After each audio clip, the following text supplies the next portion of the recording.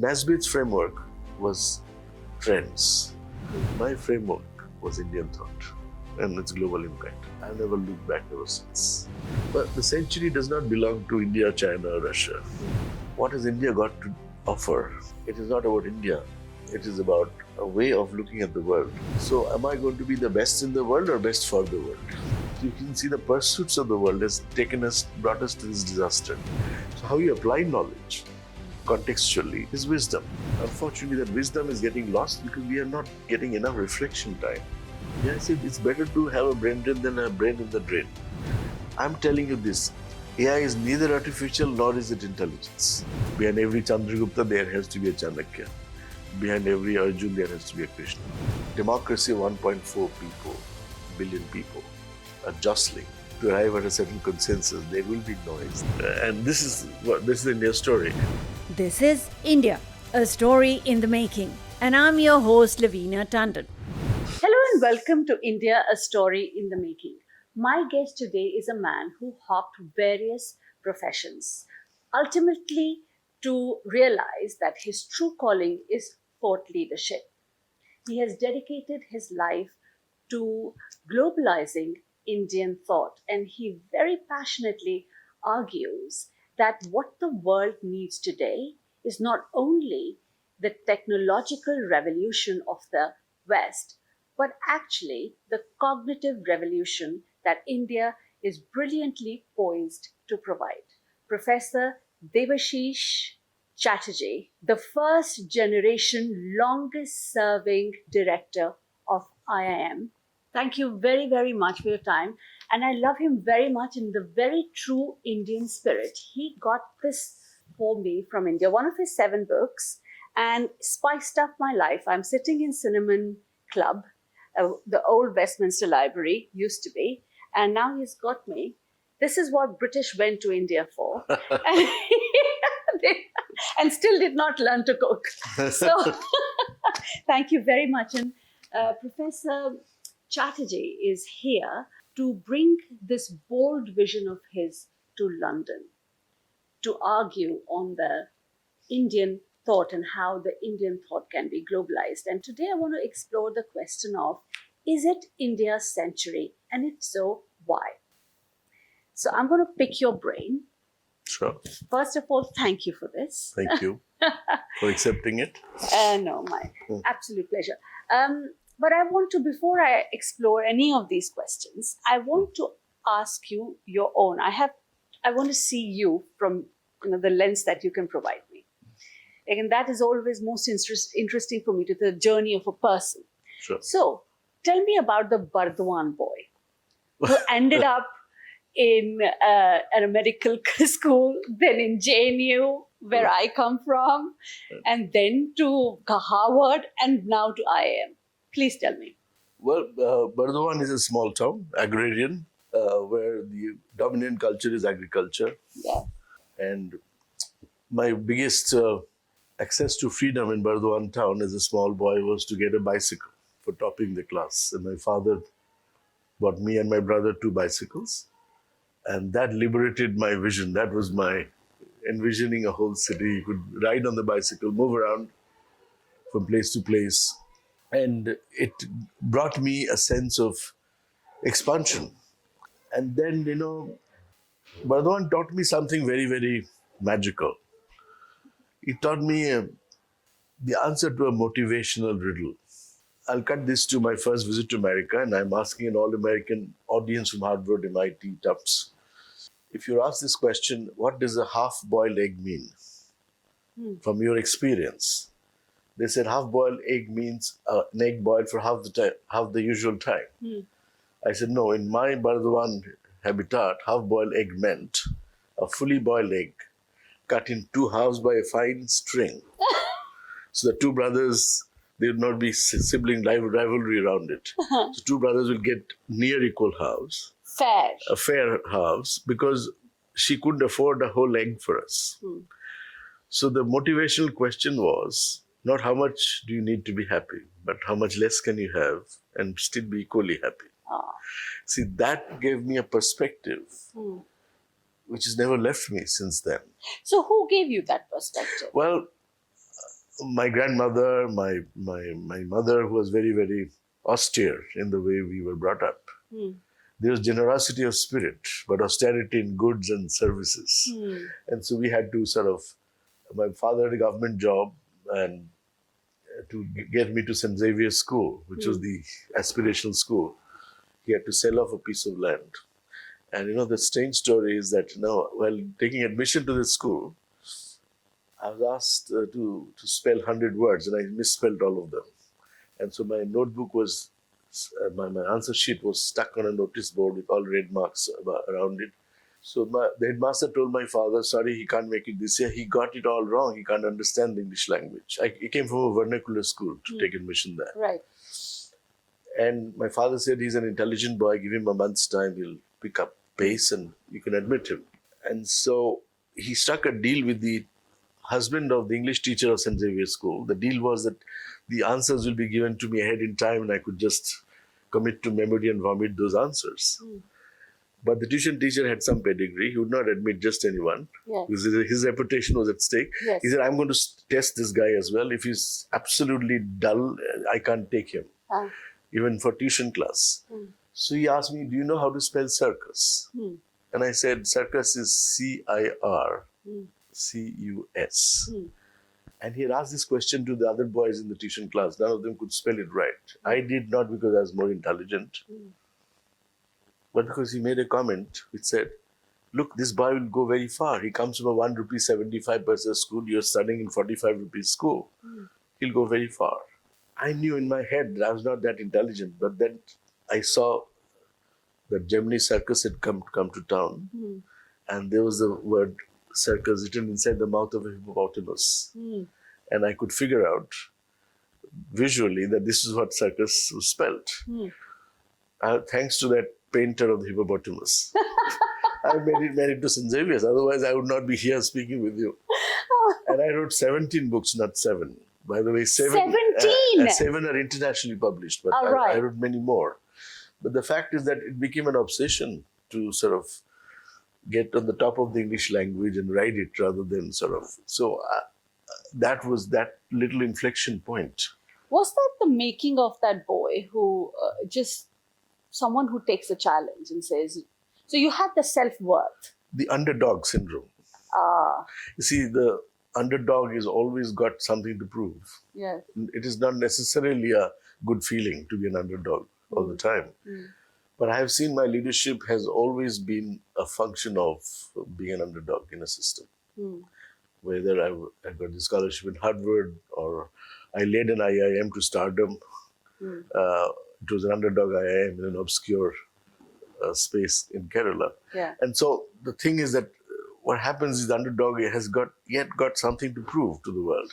You retain that underdog? Oh yeah, always. Is that your driving force? Always. See, I wrote my first book of fiction because I thought, somebody told me, sir, you're not known for fiction. Your non-fiction sells all over the world, but fiction we're not too sure. I said, no, I have to write it then. I know somebody like Shashi Tharoor did an endorsement, and then Amish Tripathi and all of that. When they read the book, they realized that I could also write fiction. I mean, I could always do that, but the sense that it could be done by somebody who's well known for non-fiction writing, there are two different genres, and if you're good in one, you cannot be equally good in another. So when you challenge those constructs that are thrown at you, you feel that there's yet to do something, yet something to live for. So you're disruptive, powered by a lot of self-worth and the syndrome, but there is a lot of preparation that's required for that as well. Of course. Yes. And so it's never the talent, never just the hard work, and it's never just luck. So how do you prepare to disrupt these constructs? First, you have to understand what the truth of the matter is.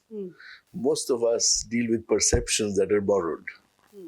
So you get to hear a comment about something that's good or not good, something that's best or not the best. These are all perceptions that are generated by majority opinions. Well, I've always challenged those because these perceptions are not equal to truth. So you have to see these are perceptions that are driven by mass minds.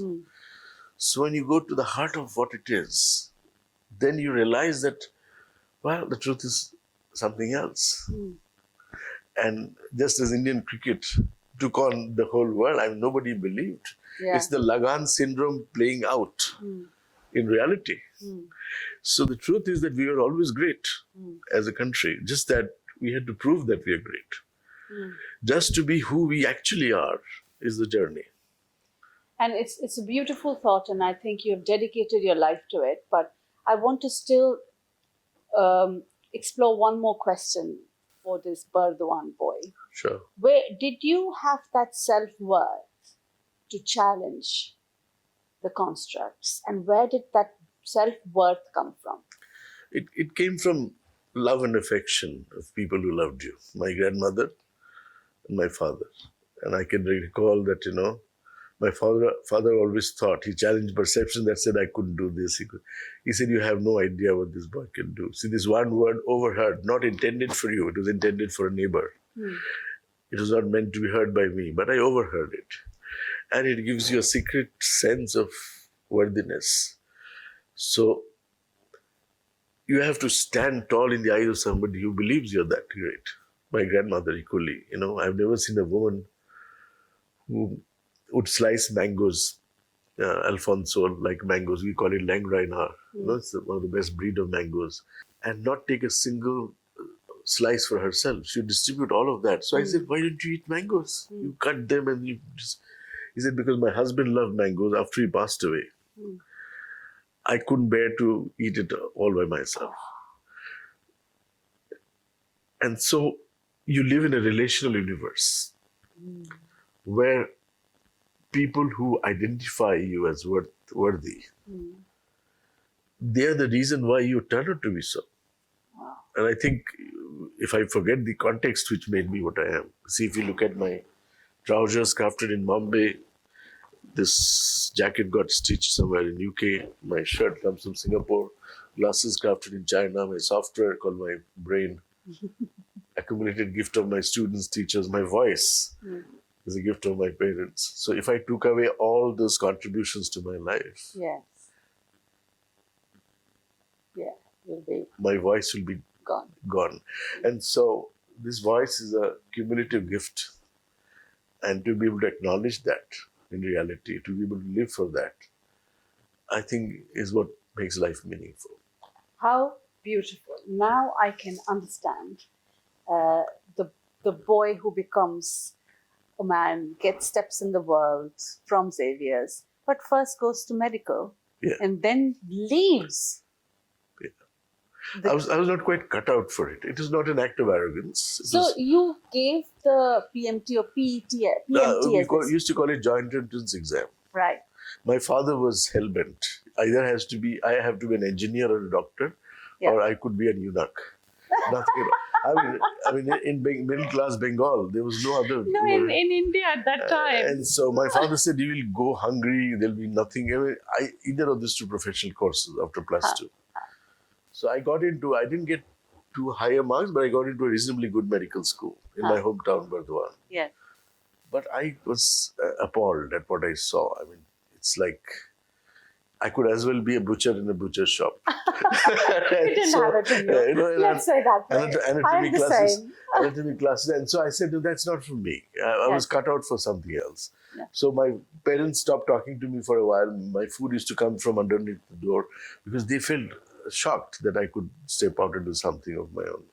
It was not the done thing those days. Now, of course, my own kids don't worry about what they have to do. So, matlab, wo parinde ke par aa gaye. I mean, the same boy who he struggled to get into Xavier's, and your self-worth was a big contribution from him. Right. And you actually, what's the word I'm looking for? Not disobeyed, but you went against his wishes. Yes. That must have taken another level of courage. Yeah, but he had the last word eventually. Achha. I was in US and I was called by Motorola University in Schaumburg, Chicago to deliver a talk because I had published my first book by then, Living Consciously. And they called an author who's like done some radical work. And so I was invited to Chicago. They said, we don't have a budget to pay your usual fees. And I had no fee at all. Forget about usual fees. But they said, we'll put you up in a good hotel. We'll fly you business class. And we'll give you a modest honorarium. For me, the idea of a modest honorarium was Harvard Business School, where I taught a couple of classes, and it was $100. So I flew in, and at the end of the talk, the director of Motorola University gave me a little envelope. And I didn't open it, assuming this to be a small amount of money.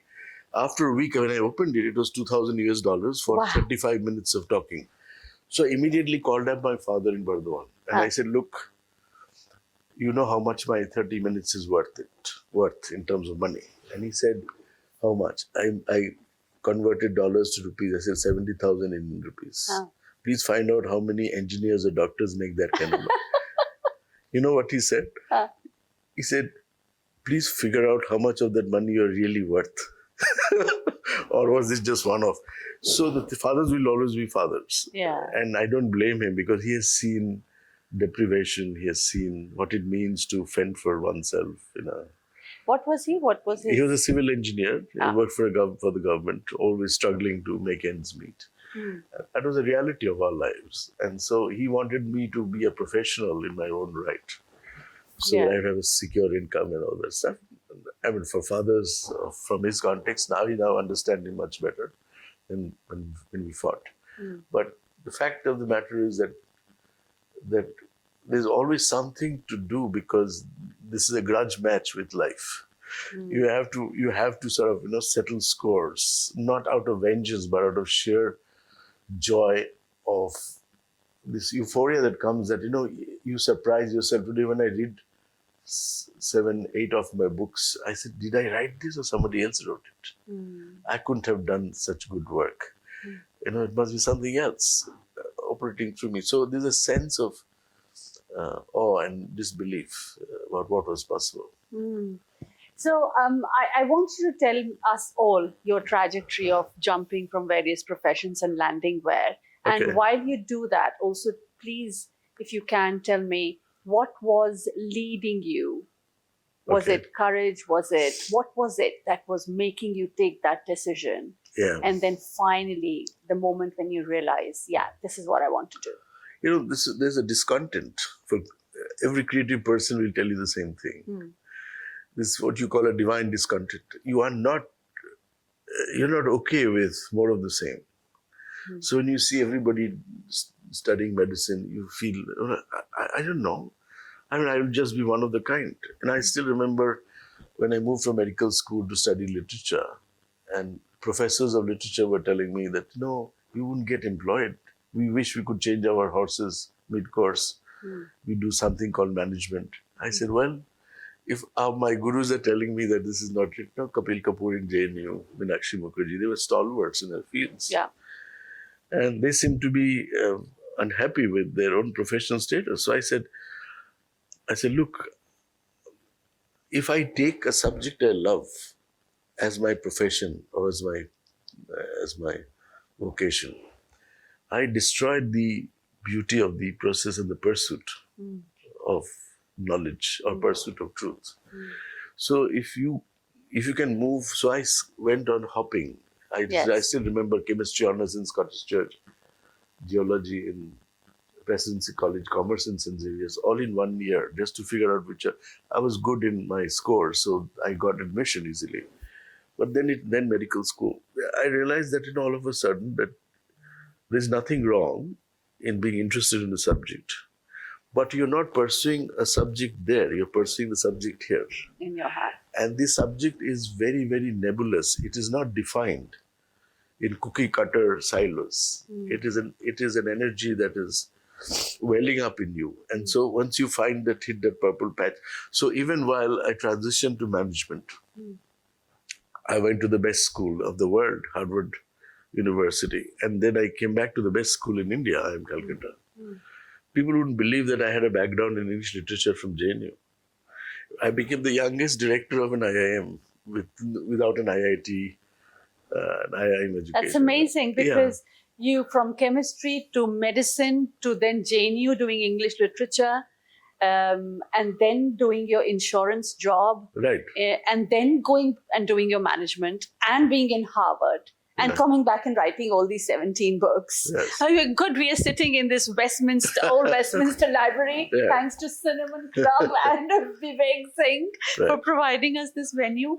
But wow, amazing, unbelievable.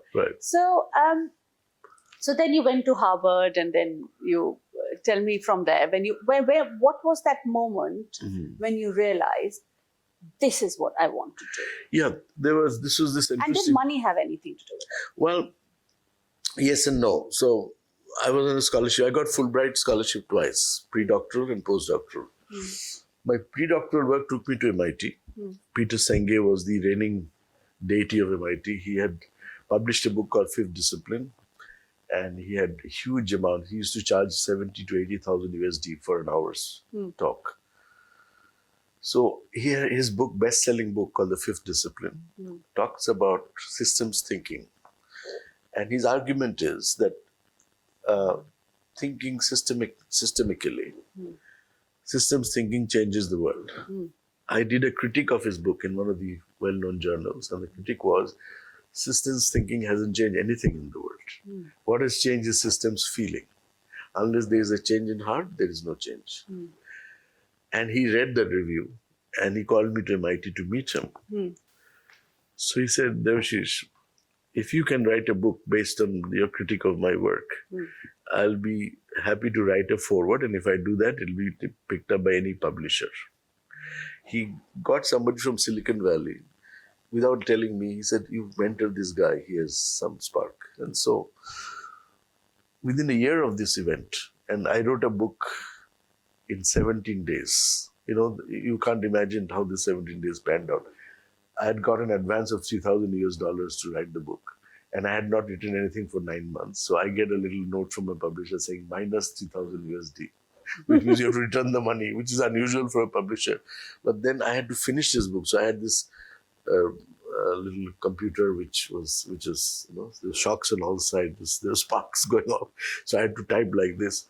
And I finished this in 17 days, writing 3,000 to 4,000 words every day. And it was barely edited.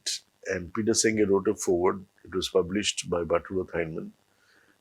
And it got translated in Spanish, Portuguese, multiple languages. And it was voted the top 5 books in the world. Wow. I'm really digressing, but I really can't help but ask this question. A boy who wrote all the spellings wrong of English to writing in 17 days. Yes, that's right. And unedited. What did you do? You know, the thing is that it's not about writing. It's about the flow of thought. Like I said, you know, when you are seated in something in a deep conviction, what comes out of you is unbelievable.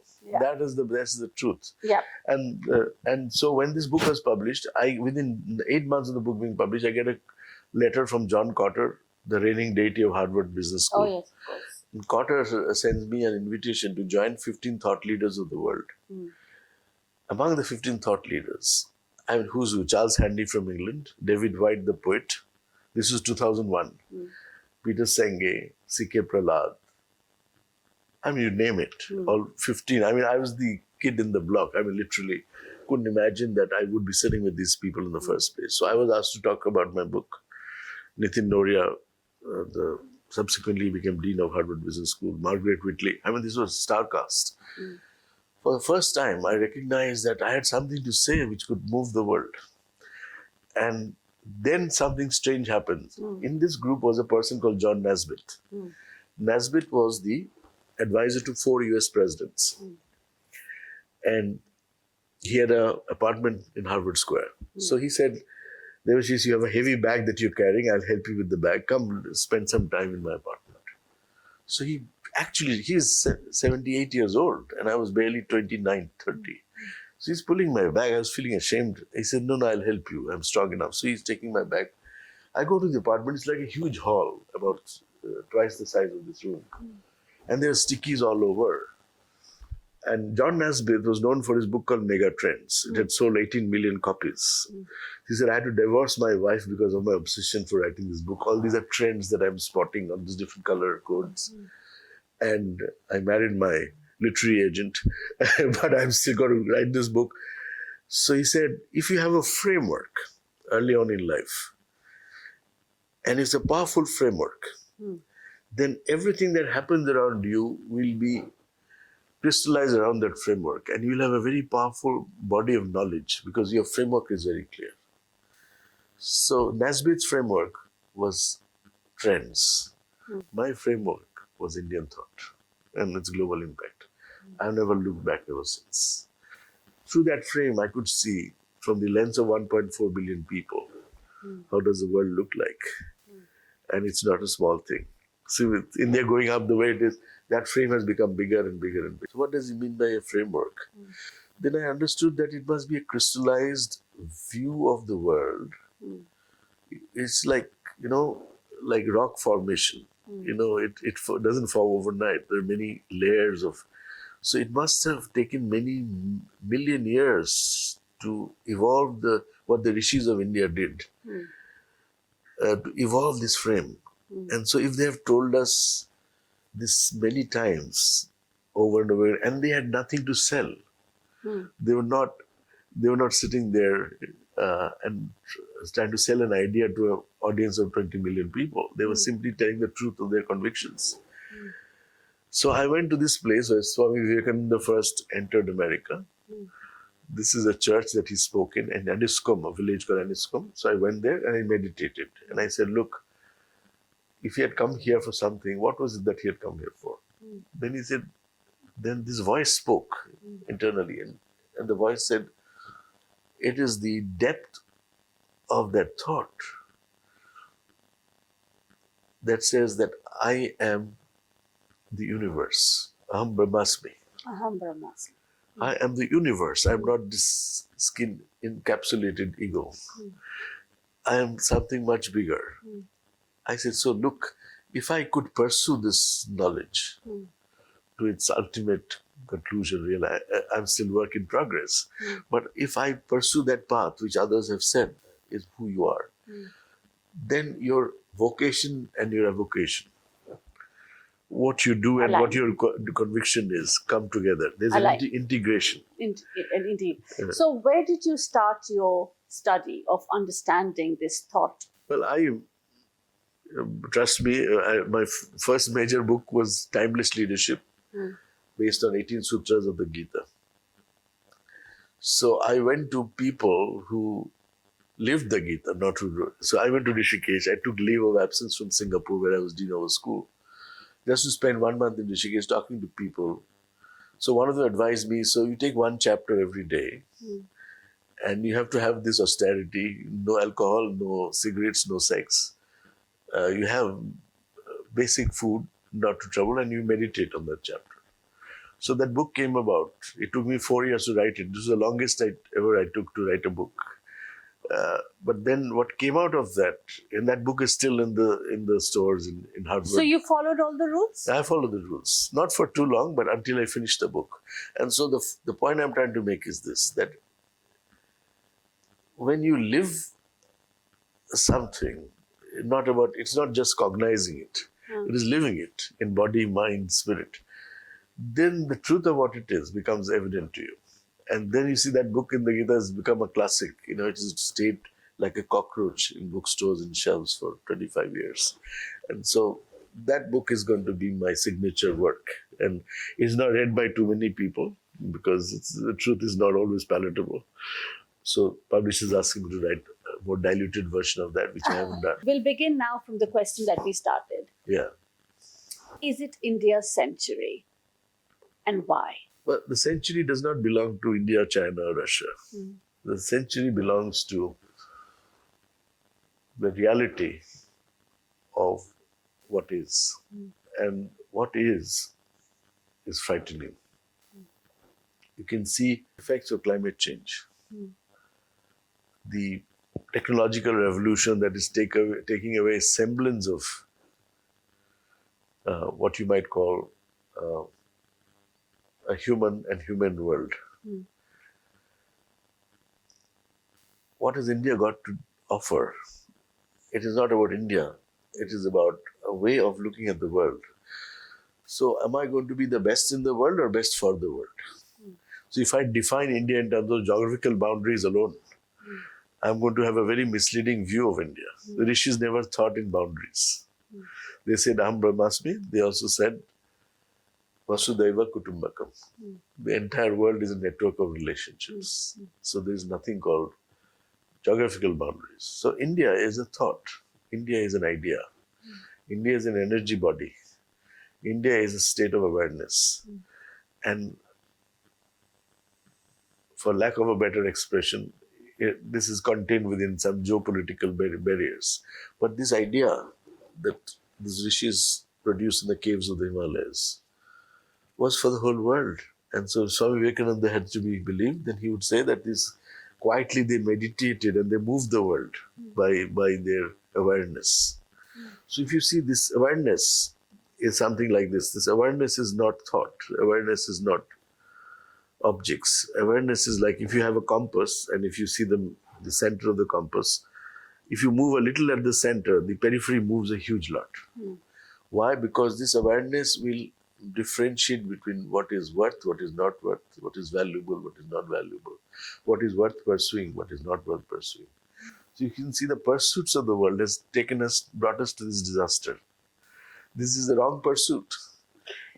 So we, India, Bharat, we had all this knowledge. Yeah. But yet, Yeah. we had people ruling over us.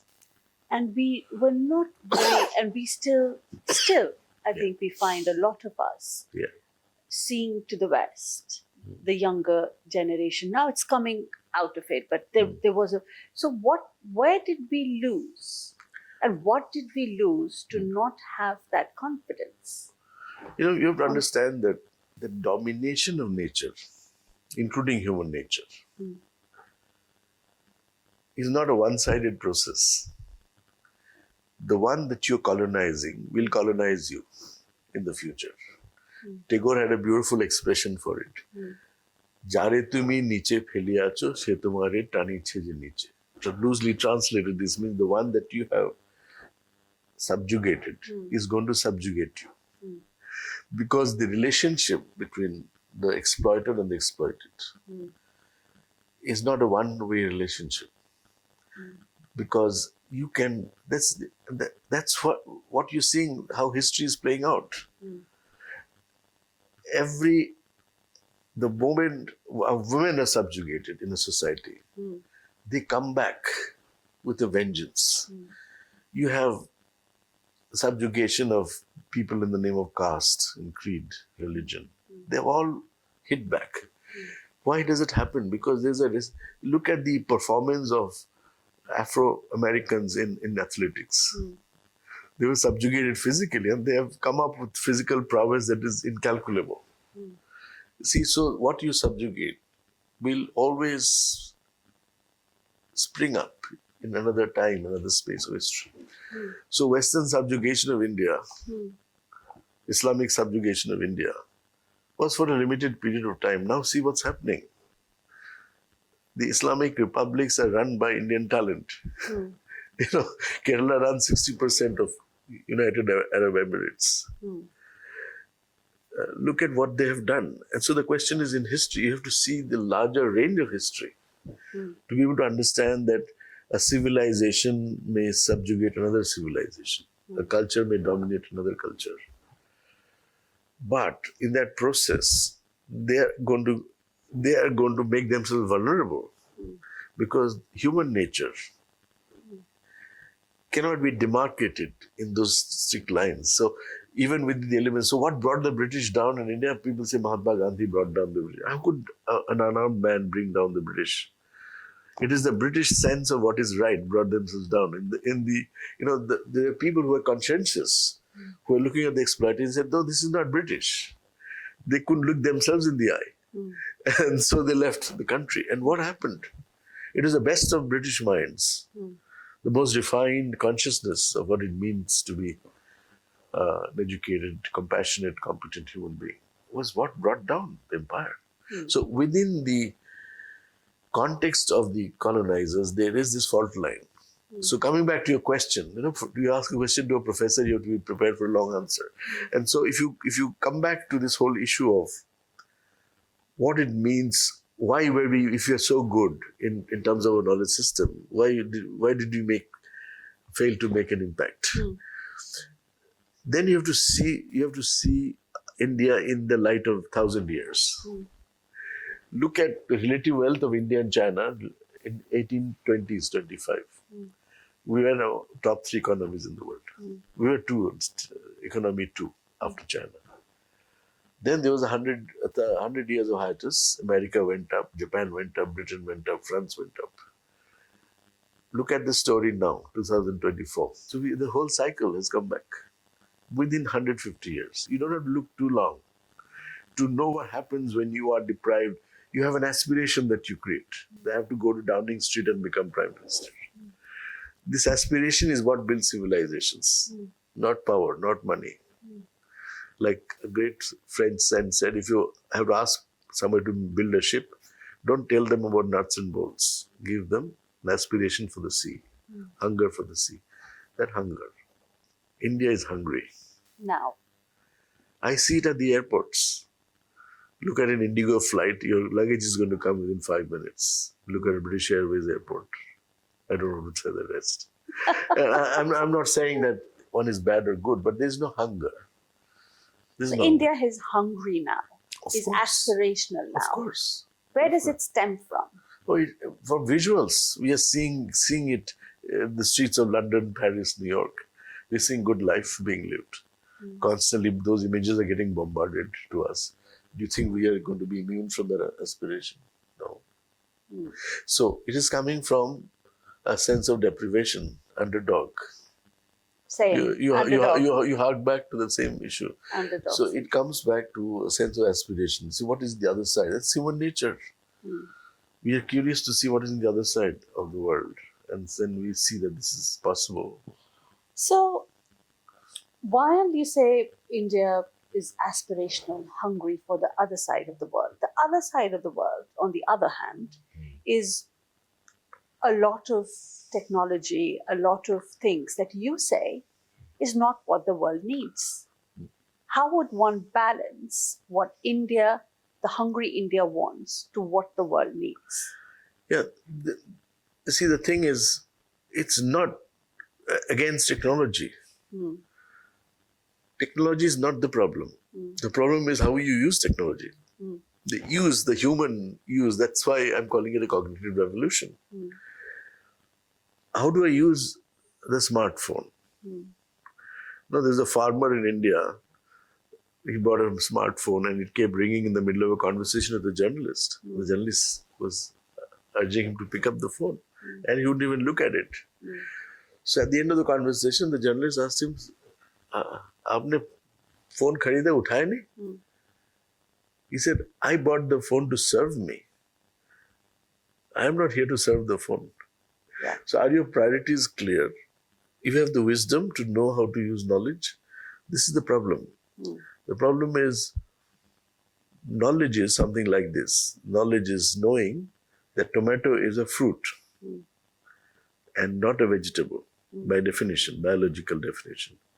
But wisdom is to know, have the prudence not to put tomato in a fruit salad, although it is a fruit. So how you apply knowledge contextually is wisdom. Unfortunately, that wisdom is getting lost because we are not getting enough reflection time. How to use technology appropriately. What are some of the... And so technology is pervasive. If it dominates your life in ways, then it's like another narcotic. As simple as that. I cannot agree more.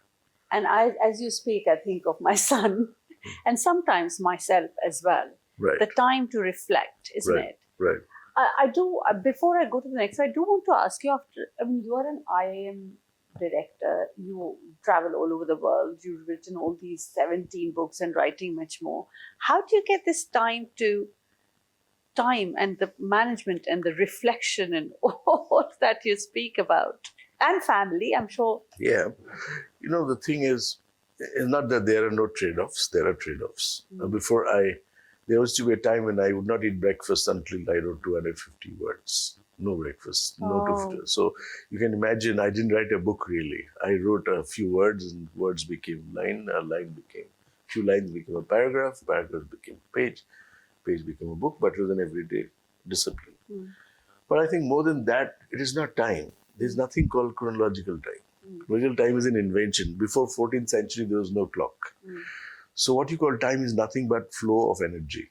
So if you are one-pointed in your awareness, then you get to do work much faster than if you were multi-pronged. The rishis called it ekagrata. So ekagrata creates a Virat Kohli in championship form. It creates a Lata Mangeshkar because they have this one-pointedness of attention, which makes it easier for them to do things much more efficiently. So they have removed those distractors. We are getting better. How do you remove the distractor? No, see, we are getting better and better at getting distracted. Even no, the distractor is not out there anymore. If you think every 10 seconds you are looking at your blip on your phone, which means that now you've gotten into an addictive relationship with your own brain, which is looking for a little surge of dopamine every 10 seconds. So if it is not that phone, something else will distract you, or you're seeking to be distracted. Let's put it this way. So you've gotten better not at concentrating, which is where success comes from. We are getting better at getting distracted. So I have to remove the barriers towards that. So I have this formula, which is my potential is capital P, but my performance is small p. Why is my potential not translating as my performance? It's because of that I called interference, minus I. So how many interfering barriers can I remove when I get to work? So when I get to work, I have to be doing solo tasking. So I'm eating, I'm drinking a cup of coffee. I'm not thinking of Aishwarya Roy or Madhuri Dixit. I'm only drinking coffee. I'm a coffee devotee at that point in time. So I have my coffee, I smell the aroma.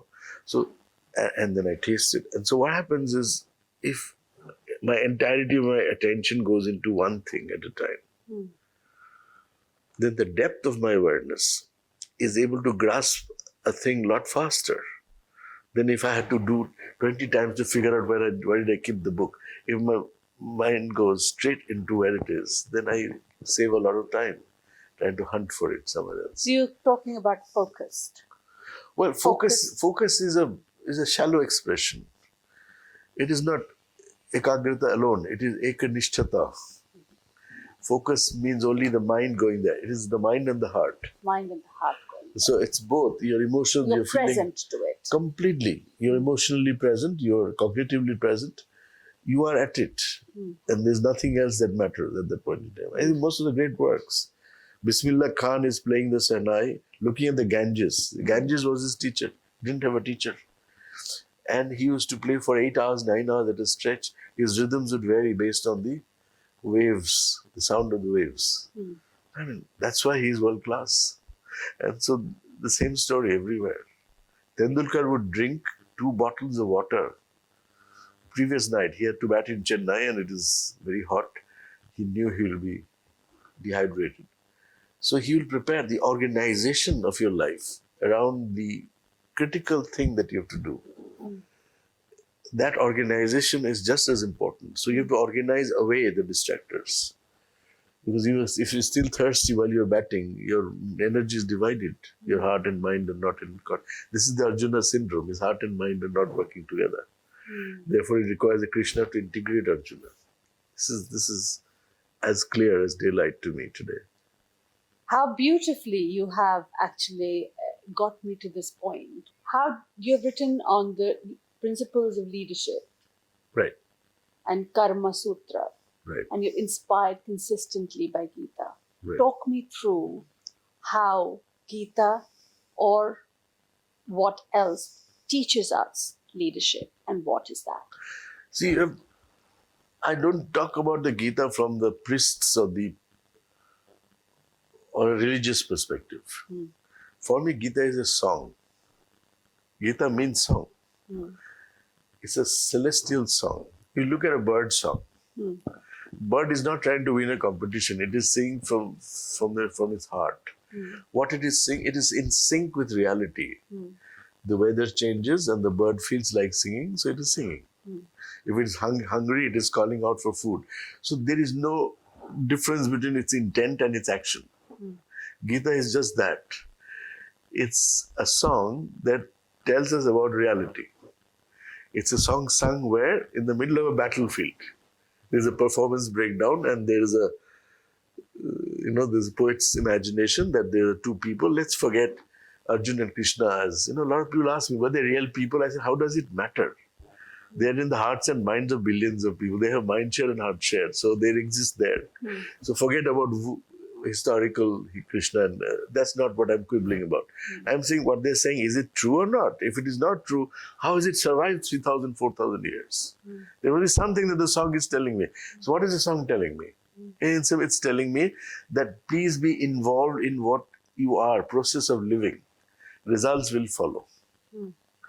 It does not mean that I will not look after results. Only an idiot can do work without looking at results. It is saying, please ensure that you look at results. But at the same time, looking at results will not deliver the results. I'll give you a simple example that will make the entire Gita clear to you. Most of our ancestors just repeat the Gita. Do your work, don't look at the fruits. I mean, I can't imagine doing any work without thinking of the fruits. Of course I will think of the fruits. Imagine you go to catch a bus. You go to catch the bus, you go there on time, the bus comes on time. Between effort and results, there is synchronization. You catch the bus on time, no problem with that. This is scenario one. Scenario two, you go to catch the bus just goes past you. And you stamp your feet and say, it cannot do that. How can it go away without taking me? It has gone early. And stuff like that. You try to rationalize. But the bus is already gone. So the results are less than expected. Here is the effort and the results are less than expected. And there's frustration. The third scenario, you go to catch the bus has gone past you, but a friend of yours has come over and gives you a ride and reaches you to your office faster than the bus. The results are more than expected. Right? The fourth scenario, you go to catch the bus, you don't catch the bus, you run over via Yamaha and you're in the land of Yamaha. Totally unexpected. There's no relationship between efforts and results. Gita says that these four scenarios will happen to each one of us. We'll get results less than expected, equal to expected, more than expected, and totally unexpected. Who believes he's going to or she's going to die? But all these will come in your life. All you have to do is to keep an equilibrium. It's called sthita pragya, mental equilibrium, to accept those results, which has nothing to do with your effort. Because there's a non-linear relationship between your effort and the results, because results are given by larger context. You don't give yourself results. You can work as hard as you want, but when results come, they'll come in 4 formats. So be prepared for all the 4. For that, you need equilibrium of the mind. So Gita's solution is very clear. Don't be upset when things go down. Don't be too jumpy when they go up, because they're going to even out in the long run. This is study of nature. This Rishi studied nature. But if everything is going to even out in the long run, then where's the point of karma and effort? Oh, this is what it is. When I'm immersed in the work, the intrinsic value of the work, the value of being immersed gives me the kind of delight, the joy, the sense of accomplishment, which even results do not give. Because, results are momentary. You can see, I wanted these results. The result has come, but the euphoria has gone in the next 10 minutes. So was I really pursuing the result, or was I pursuing a completely engaged and involved process within me? What was the pursuit? Was it there or was it here? A lot of people go on vacation and they go to the mountains, they go to the seashore. They think mountains is giving me happiness. Mountains are giving her. These are just rocks. Sea is saline water. It can't give you happiness. What gives you happiness is your expanded self. In the company of the mountain, your selfish self expands to selflessness, because in nature, you're not competing with nature. You're not telling the mountain, please move away. I have to or don't grow so much, right? You are not in competition. So yourself, that is forever expanding. So the expansion of self is happiness. And so when it expands, I attribute that expansion to the mountain, but that's not what it is. It's happening inside. So the results that come to you is a consequence of a deeply and perfectly carried out process. So Gita is very simple. It says, please follow process. Results will come, but they may not come according to your ego's desires. They'll come according to reality, but there's a tendency, the process is right. The results will unlikely to follow. So pay attention to the process. That's all it is saying. Karam kiye ja. Yeah, that's all it is saying. I mean, there's nothing great. It's a song that we keep in mind constantly. It's not that you can follow everything, but if you keep this in mind, the accumulated wealth of what you get at the end of the day is phenomenal. Do you think India today, that is hungry and aspirational, Right. is sitting on the foundation of this knowledge, or they are running at and to the West and still aspiring from that point of view? It is but natural. I mean, if wherever there is light, moths will go there. You know, it's human nature to be attracted to the sensory world. There's nothing wrong in it. You know, a cow cannot desire, only a human being can desire. It's our privilege to be able to desire. It's our good life. Why would they not go? So people ask me a question about brain drain of India. I said, it's better to have a brain drain than a brain in the drain. You know, it makes no sense. You know, you are in a ghetto like, so opportunities come, and Indians who have gone out of India and have made their mark, hats off to them. But having done so, have they lost their moorings? Have they understood that they have come here from the space of aspiration that they got there? Have they gone back and contributed something to the space from where they have grown? You see, it is this hunger that has given them this achievement. Are they going to do something to satiate that hunger that is still there? 200 million Indians still go hungry. Have they done something about it, having accumulated this kind of wealth? If you haven't done anything about it, then you have not discharged your debt to your own self. This is my little story. And see, we're saying India Center in London can be easily funded by so many people who have the net worth of millions of pounds. I mean, if they did that, it will do a great service to those rishis who were austere. They ate one meal, sometimes no meal a day, but they have left behind them a knowledge base that is now ruling the world. Now, out of service to them, we call it Rishirin in India. Is it possible? That's why teachers were respected. Their creature comforts were taken care of. They could produce those kind of work because they didn't have to do a 9-to-5 job or sell their knowledge for profits. That's why the purity of that knowledge was retained, and the society supported it. So the extended society of India in London can do a little bit to make that knowledge capital that we have, that we are, survive. And that is very, very important for us. For me, at least, that's a very important thing. When you come with these kind of bold visions that India is providing the thought leadership to the world, we need cognitive revolution. Do explain that first. How are you received, let's say, in London? In London, in the city, or anywhere in the world? You see, austerity is a way of life. I'll give you an example of, let's say, Narayan Murthy and Sudha Murthy, a couple that has built huge wealth. I heard Narayan Murthy say that I would not spend more than 5,000 rupees on my provisions in the whole month. I heard Sudha Murthy say that whenever I used to buy clothes for my children, if I buy a new cloth, one has to go out of the closet. So I'm not going to change the closet size. So when I buy something new, the old one has to be given away. Because that is what has given them the ability to see what wealth creation is all about. Wealth creation is not about just accumulating something, resources, money. Wealth creation is about the spirit of what you might call the other-centered universe. So when an entrepreneur makes money, he's actually making a sacrifice. He has to employ so many people, first pay their salaries, Then if there is a profit, he can keep it for himself.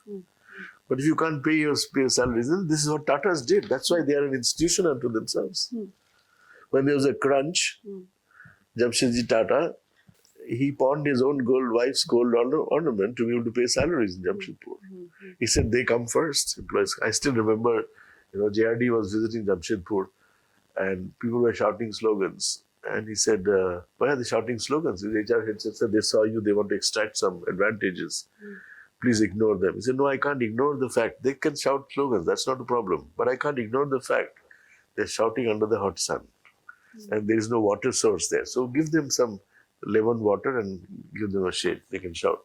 So the point one is trying to make is this, that the sensitivity to see what you call wealth is what is coming from the efforts of a lot of other people to whom you now have an obligation to look after. So that sensitivity, it's not just about paying a salary. It's about saying, this human entity is the process through which my wealth is getting created. And so the accumulated wealth I have is nothing but a trust that I have to hold in trust because there are so many people's efforts. That thinking itself originates in India. The whole trusteeship principle, Vasudhaiva Kutumbakam, is an ultimate expression of trusteeship, which the Tatas organizationally adopted. And you can see that the entity has become such a powerful entity all over. So in London, this is what I recognize. The people, one generation's austerity is another generation's opulence. So having a good life is not the problem. But you have to understand that life is not just yours. It's a seamless network of peoples and processes. Are you sensitive to that? If you're not, then your wealth creation comes at the cost. You're outsourcing the social and environmental cost of creating wealth. And it will get to you sooner or later. Okay. I'm going to move on to your IIM and how you have decided to run it.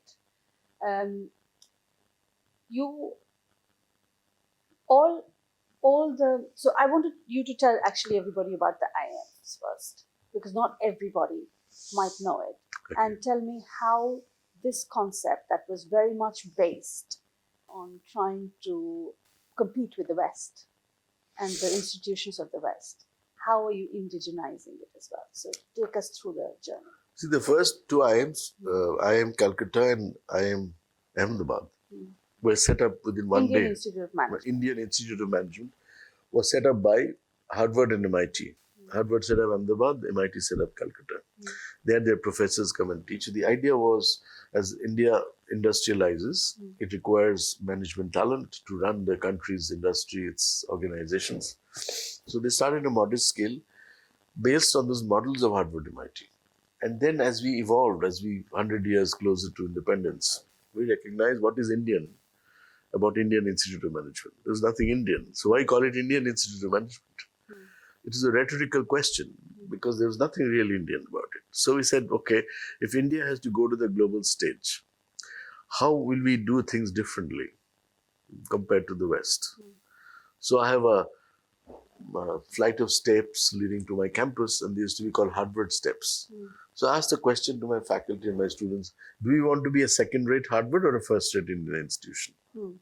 Why would I have to imitate in order to succeed? I may be inspired by Harvard, MIT, Oxford, Cambridge. But why would I have to imitate? Isn't there, we have begged for technology, we have begged for money in the past, but why should we beg for ideas? 1.4 billion people jostling for survival. They must have some pretty good ideas to be able to survive. So why don't we take some of that?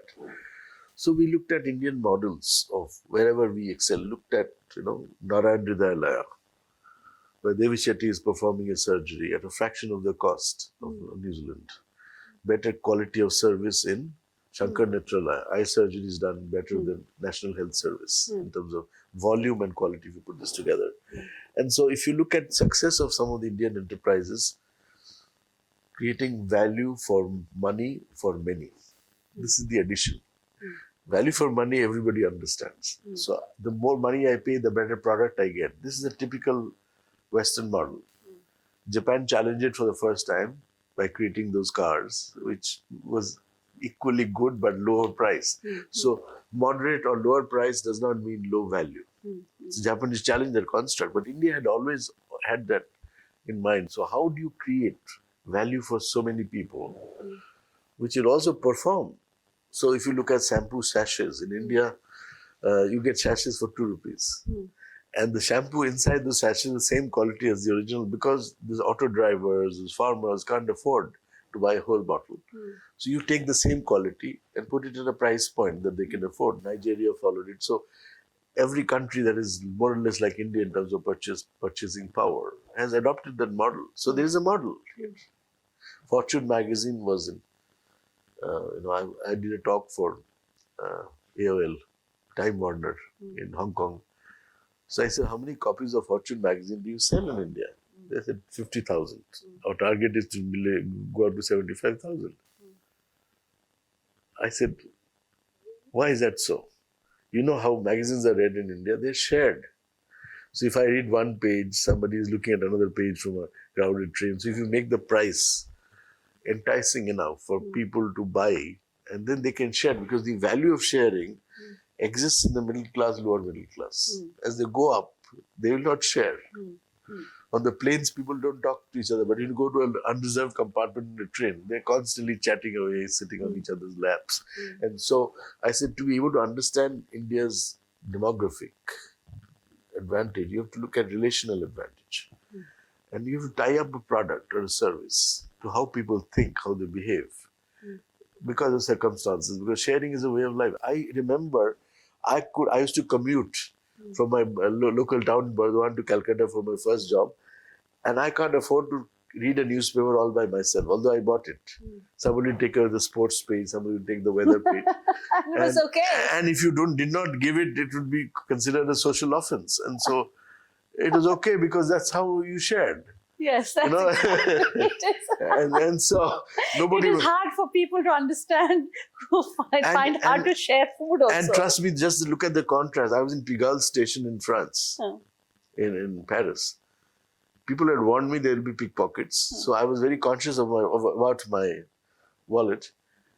This guy is literally picking my pocket as the train is moving, and everybody else is reading a newspaper as though nothing happened. They're seeing my pocket is being picked, and I'm holding this guy's hand. He's in shame. He's putting his head down, and he wants me to let him go. And I'm appealing to the silent multitude sitting on the train. Nobody responds because it's a way of life. Right? His pocket is being picked. What does it? How does it matter to me? This indifference, social indifference.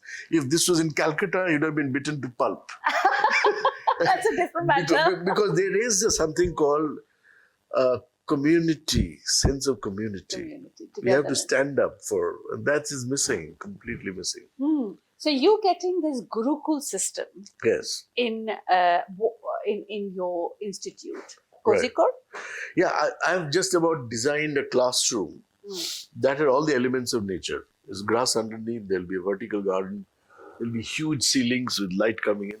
The idea of a Gurukul is that you learn as much from nature as you learn from a book or a teacher or from each other. Because every learning is embedded in nature. Nature is teaching you. But if you don't have nature around you, if you only have a concrete block,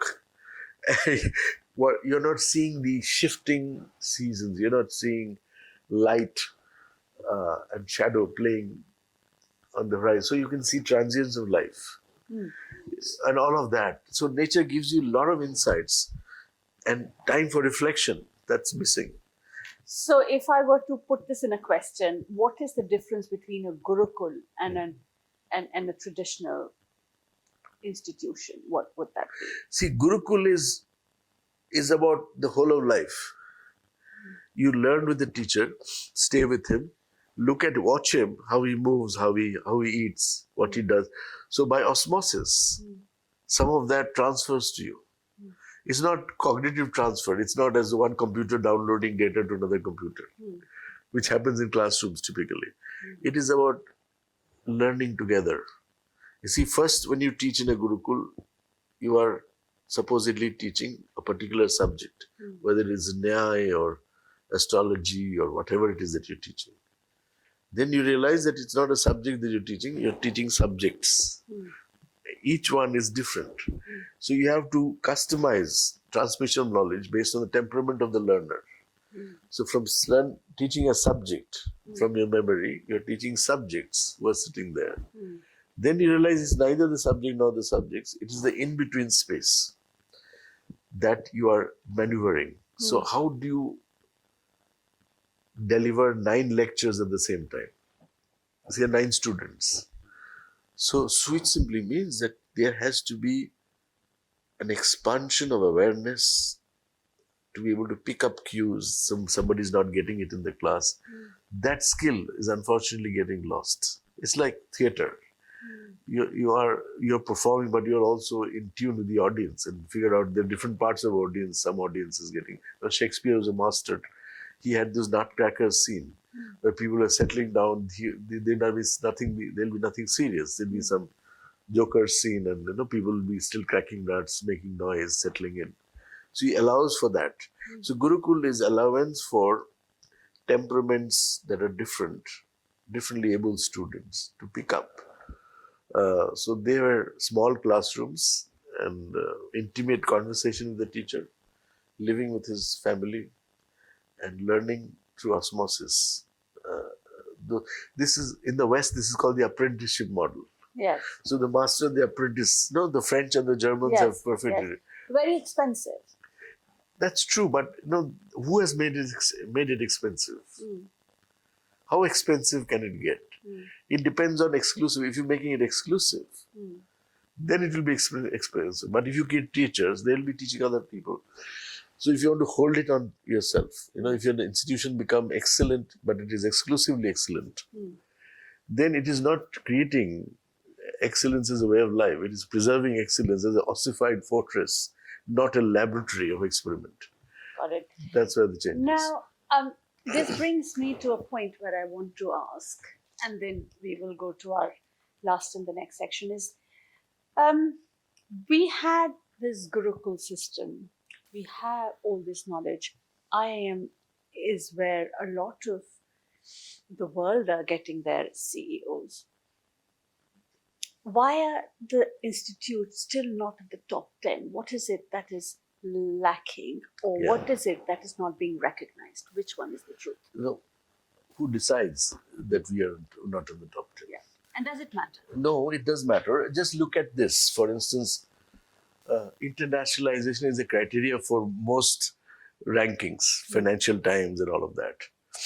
Now, somebody who was born in Brussels, educated in Germany, now works in France. He's an international student. He knows 3 countries. Somebody who's born in Jammu and Kashmir, educated in Delhi, working in Bombay, is not international.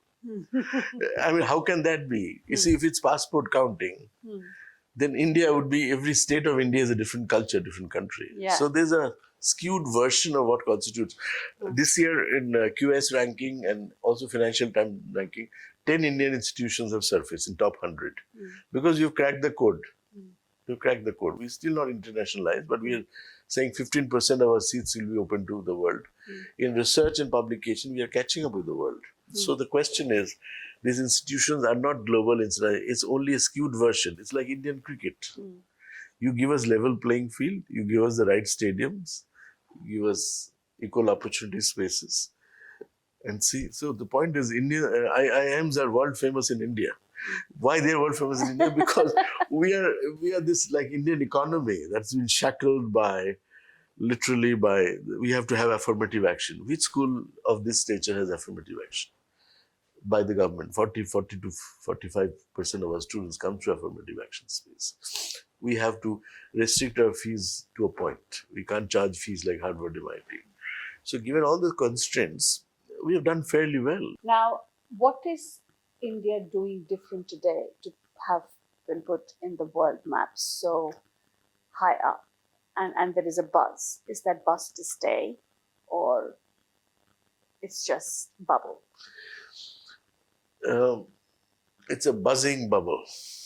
There is a bubble, but underneath there is a simmering sense of possibility. There are some bubbles. I would not deny that, but there's simmering because we tend to talk in an exaggerated manner. The rhetoric of Indian economy sometimes may not match reality. But the fact is that this is fireflies of India, not the big names that you think of. There's a sense that somebody from IIM will go out and sell idlis in a hygienic kind of uh, package. That will be a huge empire, idli empire. So we have such people coming out of the IIM system. Uh, there's a person who designed a component of the Indian rocket that went and landed on the moon. So there are those fireflies of India that are creating wealth. You'll be surprised, 80% of India's wealth creation is happening through SMEs, not through big businesses. So the entrepreneurial streak is it's a massification of that streak. Those fireflies, when they come together, you cannot imagine the light will dazzle. And this is India's story. The breaking ground, it's not the story of big businesses alone, although they are doing really well. We are not just worried about unicorns. We are worried about dreamers. We have great engineers, we have great doctors, great technologists. The question is, where have the dreamers gone? They're coming back to dream of a career without reference to government jobs. And these unicorns are going to shape the destiny of India. Not unicorns in the sense of big businesses, Yes. these fireflies. The dreamers who are the Yeah. unicorn dreamers. Yeah, Dreamers who dream of unicorns. Absolutely. So as long as this aspiration is intact, that today in IIT, startup is a way of life. Each of us have a startup center where we incubate different kinds of businesses. Even the robot landing on the moon is being done by a bunch of people in the anticipation that going to the moon will be as customary as going on a holiday in the Bahamas. So are we going to create the necessary thing well in time? India is thinking of those things. I want to end up by asking, leading with compassion, purpose. So keeping that as the context, what is India offering to the world that the world doesn't have? Well, the world, The India thought leader. the world thinks human beings are resources. So you have a resource-based model of humans, which is completely erratic. Coal is a resource. Wood is a resource. Oil is a resource. Because once you take away, it is depleted. Resource diminishes in time. But human being is a source, not a resource. It replenishes itself. It can reproduce itself biologically. It can reproduce itself mentally. It can reproduce itself mythologically. This is India's greatest contribution. You can imagine a reality which may not exist in the sensory world, but India is capable of injecting that vital imagination, which no resource can. A coal can't reimagine itself. Human being can. India has lived. It's a mythopoeic civilization. India has lived its mythology in reality. You understand that? So it's not just about material resources. It's the sourcefulness of the human being that can become a humongous resource. So if you ask me, what is India's biggest, between India and China, this is the difference. Chinese would be more linear. So they will be able to, when you give them an opportunity, they will do more of the same. India will never do that, because our whole orientation is each human being is different. Each one is unique. So she's going to do things that are different. And that is what explains why India is going to be an innovative country. The economy of consumption is going to ill place to the economy of innovation. So unless you think of yourself as a source, you cannot be innovative. You are only going to be in the consumerist trap of more of the same, and then the demand will go down and the supply will wither away. And so it has happened to the Western. Look at your malls. Look at your, what's happening to this, great shopping inventions. It's all declining curve. So if you are a source, then you will look at a washing machine in Punjab and use it to churn lassi in the summer. That's how they now you say, why are you buying washing machines to churn lassi? Really, who has written there that it's only a washing machine? It is my imagination that makes use of it in the way I can. I can't get over this. No, but that's true. It happened in Punjab. The sales of washing machine goes up all of a sudden. Because they churn lassi? Yeah, absolutely. You know, there was this guy, yeah, in summer, this company was trying to investigate why sales have gone up. Huh. And they found out that they were buying it to churn lassi, which is the easiest thing to do, and they can do it in a volume. And why wouldn't they not? And the thing is, They'll put dahi and... no, but that's okay. But that's what the... No, but that's ingenuity for you. And it is very, very important. Very, very important. We're very imaginative. No, you see cutting chai in Mumbai. You can't afford to buy a whole cup of tea. Buy cutting half cup. Good quality tea. You pay for half the cup. That's what you do. Shampoos in sachet. And so this, you cannot imagine the kind of ingenious solutions to problems that are coming up in India. These fireflies that I talked about are creating them. And these fireflies will tell you how to use natural resources a little more sensitively. Because the resourcefulness of the human being. Yeah, how I can't get... It's unbelievable, this whole system of jugaad and imagination. No, but jugaad has gotten a pejorative, as though it is a cheap thing. So you have to take India out of this. It's not cheap, it is inexpensive. Yeah. You know, it is not just because we do jugaad doesn't mean that we're cheap people. That we have to...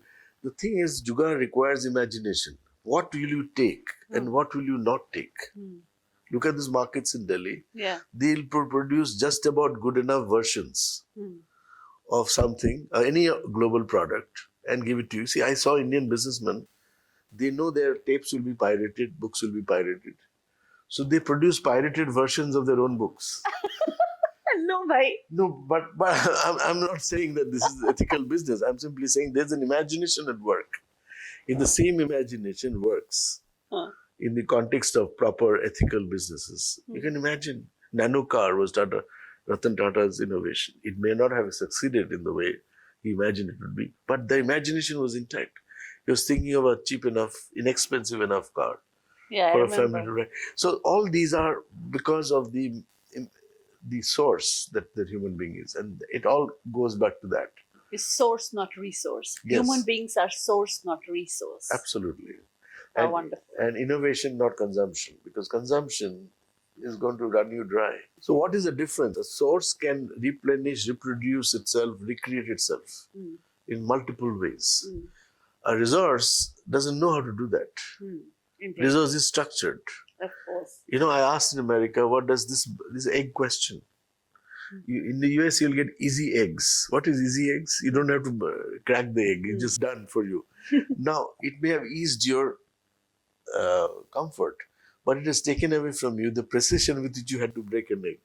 That's that skill of separating the shells. Yeah. Yeah. It is. That It is is a lost. skill. That is lost. It is a So skill. you're making things simpler and easier, but you know, see what you're taking away from us? You're taking away ingenuity, imagination. Yeah, that's what skills. ChatGPT is, isn't it? ChatGPT, and then there's a generative AI, not just... I'm telling you this, AI is neither artificial nor is it intelligence. Why is it not artificial? It is the natural carbon brain that had outsourced its boring, stupid, dull work, repetitive work that's available on the internet, to the silicon brain called the computer. It is doing that work. And you say you generate, who generates? It is a human being that has already generated, that content is available. You are putting this together in a pattern. Second question is, it is not intelligence. What is intelligence? To be able to look at a phenomenon in multiple ways. The computer's biggest problem, and this comes from Picasso. I was in Barcelona and I saw a quotation from Picasso.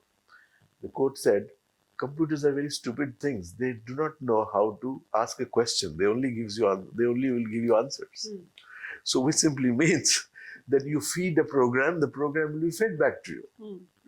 But if you had to ask a question, if you had to reinvent this world, reimagine the world, the ChatGPT will not be able to do it for you.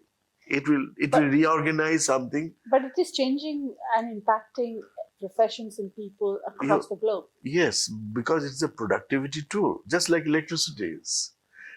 So who's winning the race, or is there a race? Oh, there is no win or loss. Everybody will lose. It's not... Everybody loses. Why do we lose? You understand this. Why are we losing? We are losing our non-linearity. We are losing our creativity. We are losing our humanness in a big way. You look at any person in a metro, in a tube, anywhere, these youngsters, they're only looking at this.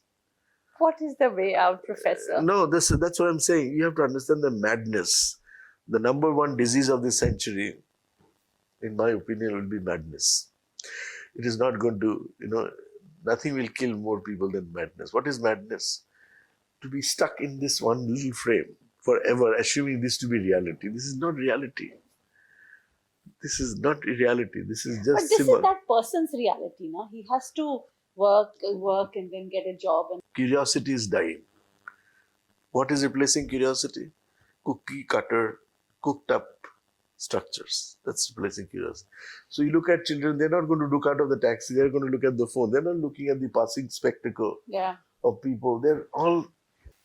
in this world full of technology, how are we cognitively going to revolutionize, and how do we bring an interest for a child to look out of the window rather than on his phone? Yeah. See, this enchantment with technology will run its course. You can't do anything to reverse this order overnight. There's no way. But you ask a Bill Gates, you ask a Steve Jobs, would they send their own children to the kind of schools where this technology is rampant? They have not, because they know the consequence of this to the human. They are aware of the consequence. So what will happen is there will be a body of people who would discover all of a sudden that the cost of using technology is not the technology, it is the usage of technology. Like when electricity came, it changed everything. Steam engine came, it changed everything. People are talking only of electricity, as though that's the only thing that exists in the world. So they're talking about it because this obsessive, compulsive focus on technology is bound to happen, because it has gotten a humongous impact in the world. Information rules the world, and you cannot reverse it. But you will have to transcend it, like human beings have transcended. So electricity, we knew how to use electricity. We have insulated it. Now now electricity is safe. It's not going to kill us anymore. So this technology, which is on the verge of killing us, will not kill us, because we'll find out ways to insulate, to move to the higher realm. So I said, it is freeing up my routine work. So can I invest my mind in meditation? That's where rishis come in. Can you look at your thought? Can you look at your emotions in the course of the day and figure out many of the thoughts never came true? Right? So you will be there's an awareness in me that's not co-opted by technology yet. The mind and the emotions and the thought structure is, but the awareness behind it. So technology cannot get into that, because essentially it's a mind-made design, and it cannot transcend the mind. But how do I save my child from it? Or how do I equip my child to transcend this technology? By being a little alert and vigilant. You see, you do not substitute your relationship time by just pushing technology in his or her. See, this is where we are substituting genuine human connects. Yeah. So how do you allow the child to discover? See, what is easily available, the child's mind will be curious. It's always curious. There's lots of movement images and all that. So the child will naturally be drawn to something that is sensorily bright and shiny. It's possible. So how do you teach delayed gratification to the kid? Is that I will give you this if you can provide for me. So the joy that the child will find, the alternate, they will then start abandoning that kind of technology, which will give them a sense of they can make the difference. You see, when a kid is playing, let's say a kid is playing on the swing in a park, and the father wants the kid to ride the horse, which is an alternate entertainment. When you take the kid away from the swing, the kid will pull you back, because he's enjoying the swing. He's in this motion of enjoying it. And he'll cry for a little while, and then you put him on the horse. And he's crying, but he's still on the horse, and the horse starts rocking, and then he starts enjoying the horse. That's where I think the child begins to have a taste of what it means to be aware, to be alive. So this aliveness, we have gone into We have sleep to mode. give an Alternative. and we have to sustain the angst of taking him away or her away from that space of instant gratification. to Yeah. delayed satisfaction. That's why the reverse thing is happening. We are going back to the monkeys now. Instant gratification and little reflection. That's where the problem will happen.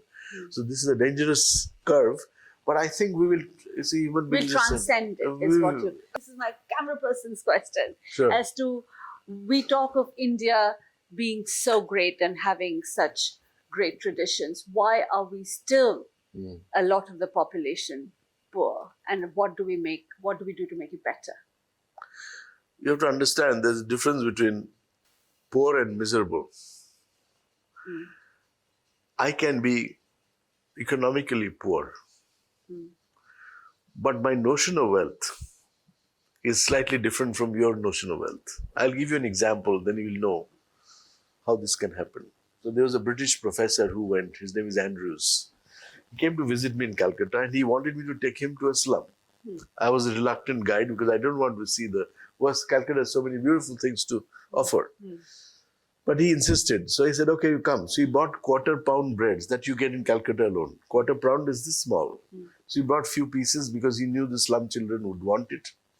So as we were walking, you have, as the taxi is moving through Calcutta and it's 0.01 kilometers per hour, there's somebody whose face looks like Charlie Chaplin and Karl Marx together, and he is shouting a slogan, and the slogan says, White House must resign. So you ask him, who's White House? He says, I don't know. Whosoever White House is, he has to resign. I said, White House is a house. So this is and so as we are going through that, so this man is asking, why is Calcutta like that? You see, and I tell him Calcutta is a very creative space because the rest of the world, you tend to drive on the left. In Calcutta, you drive on whatever is left. And so you have to be ingenious in driving. So we are talking about Calcutta, and I said, Calcutta has as many leaders as there are lampposts. He said, you bet, you show me one. I said, okay, let's go to the slum. See, when we went to the slum. So he's taking 1 quarter-pound bread and he's dangling like that. 3-4 children come running to get that bread. And the girl whose eyes are sharp because of hunger, okay, she jumps the highest, she takes that little quarter-pound bread and runs away with her loot. And the others are running behind her because that's the last piece. And you'd assume she runs away and eats it herself. She turns around and breaks the bread into 5 equal pieces. Distributes to 4 and the last one is hers. Andrew's eyes grow moist. And I don't have to explain to him why Calcutta has many leaders. To make use of a resource in the way that it serves common good is a human requirement. Otherwise, you are not a human being. You are an automaton. You are a greedy aggrandizer. And I have a sense that the poor of India are poor, but they're not miserable because they have a good life. You should see their lives. Little things happen, they enjoy it. And so, yes, this poverty is a consequence of disparate distribution of wealth. But I think India is lifting a lot of people out of poverty. In a long time, it hasn't happened, this kind of magnitude of people coming out of poverty. But I think the poor of India are much better off than what you think. I'm not defending poverty. All I'm saying is that they're not miserable yet. They have something to look forward to. Thank you. On that note, thank you so very much. Thank you. I have a high five section, Professor, where I will ask you 5 rapid fire questions and you have to give me the answer. Okay. And you end up with a high five with me. High five, like this. Like this. Okay. Like Okay. All right.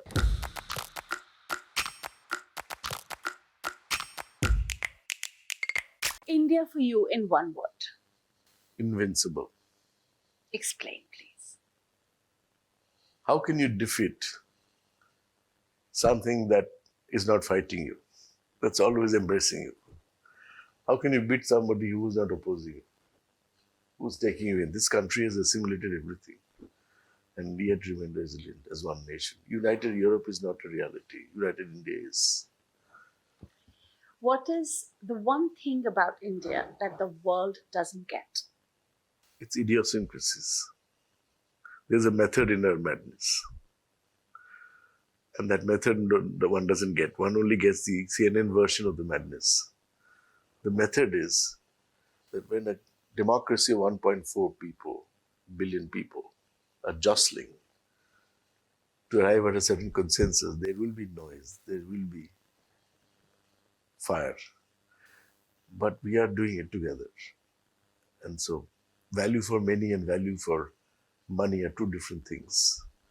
We are trying to build a consensus around so many different kinds of degrees of aspiration. And we are doing it for years and years. What is the one thing that India is doing right, and what is the one thing that it needs to still get? To be sensitive to its ecocentric view of life, rather than egocentric view of life. We are not a nation built on arms and power and economies. We are a nation built on relationships. And we believe that this is one thing that the world has to learn from us. The multi-alignment of India's geopolitical, with every power that there is. The ability to get along with everyone, including China and Russia And Russia and America. at the same time. It's an incredible power. I think India is doing it right. Our foreign policy is incredibly ecocentric. Okay. You're a big exponent of thought leadership. From Gita or from all that you have read, what is it that the Indian ethos provides in terms of leadership thought to the world, which we don't have in the Western concept? When the work is done, the followers say that we have achieved it. And the leader remains invisible. A leader is like an ice cube. You put in a glass of water, it cools the water, but it vanishes itself. The rishis of India were the real leaders. That's why the biggest leaders of India are called Rajarshis. Raja is the executive, Rishi is the reflecting entity. Raja is hard power, Rishi is soft power. When they come together, that model of leadership is what the world needs.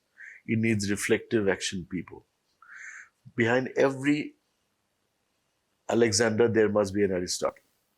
Behind every Chandragupta, there has to be a Chanakya. Behind every Arjun, there has to be a Krishna. Without that, you can't have leadership. It's reflection plus action. That is Indian model. What is it, the one thing that you have learned, which you have imbibed in your life, that has been your productive driving force? Small work with great love. One sentence.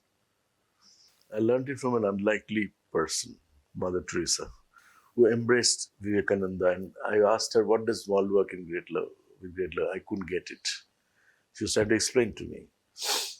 So I was out in the street. I wanted to meet her along with an American friend, and she was a Nobel laureate. Thousands of people working for her. And she got all of these ideas from the Vedantic tradition, by the way. She's Mother Teresa, the prime name in Christianity, but her ethos is Indian. So I asked her, what does small work, great love mean? She was trying to explain, but I couldn't get this. So I'm out in the street. I'd forgotten my bag in the place where she was talking to me and my friend. What she does is she carries the bag in her hand, runs halfway across the street, a Nobel laureate with a pacemaker in her heart, just to return the bag to me. And I recognized that was small work. And that was great love. And then she explained again. She said, your work is local, but love is universal. It expands. Any work that you do, the love will expand the work. So if you put what does love mean in this context?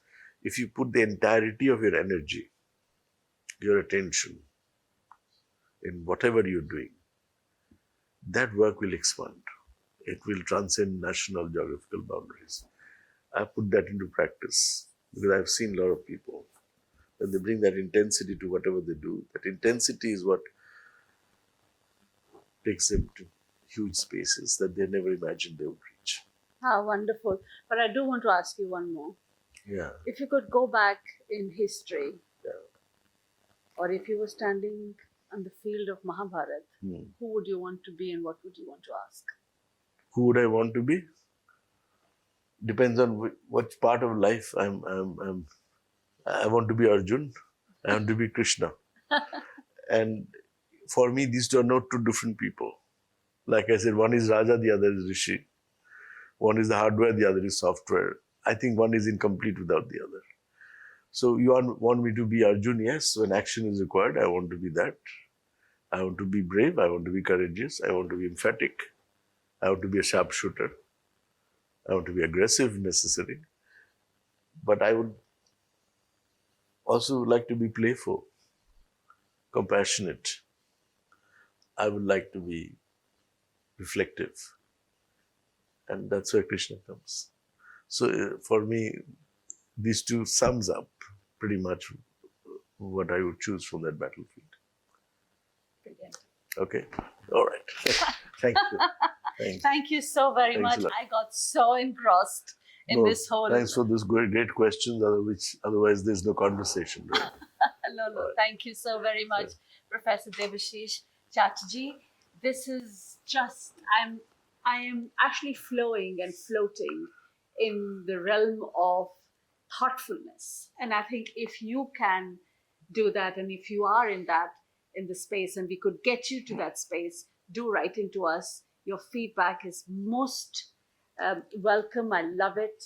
You'll be very gracious. I'll be grateful if you send it, because this is what is our fuel. So thank you for joining us on India, a story in the making. Of course, our YouTube channel. Please follow if you can. Subscribe if you can. Lavina Tandon Official. And I can be found on Twitter and LinkedIn with the same name, and elsewhere as well. So please do subscribe and send your feedback. Thank you. Take care and God bless. A special thanks to the Cinnamon Club, which is in the old Westminster Library, that was once about to be demolished, but was saved, thankfully. And here we are, a beautiful Grade 2 listed building. And the ethos of this place is what is very, very amazing.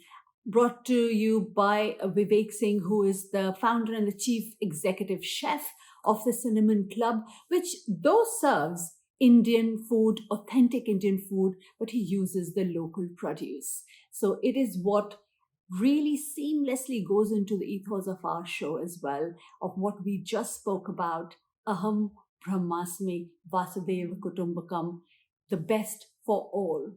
And that makes the world a better place. And thank you.